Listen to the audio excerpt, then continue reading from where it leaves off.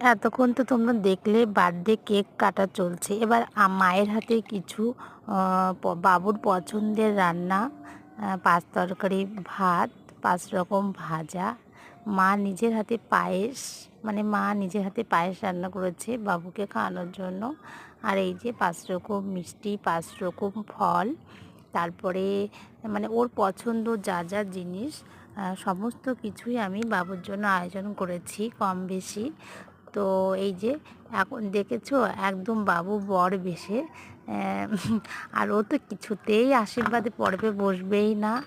তো আর কি করব, কিছু তো করার নেই। ওকে এখন এই যে মুখে খাবার দিয়েছি আর খাচ্ছে, আর চুপটি করে দাঁড়িয়ে আছে এই যে, না লাফালাফি এটা সেটা করছে। আরে দেখো বন্ধুরা, এই যে ওর দিদান ওকে একটু পায়েস খাওয়াতে যাবে, কিছুতেই খাবে না, কেমন করছে দেখেছো।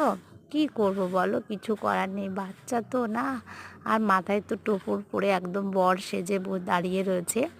তো সকলে মিলে আশীর্বাদ করছে এখন, দিদান, ওর মাসি, আমি, আরও যারা যারা ছিল সবাই ওকে আশীর্বাদ করছে। তো কারোর কাছ থেকে এই পায়েস কিচ্ছু খায়নি।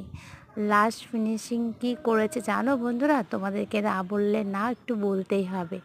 ওর একটা দিদি ভাই আর জামাইবুর কাছ থেকে পায়েস খেয়েছে, আর কারোর কাছ থেকে পায়েস খায়নি।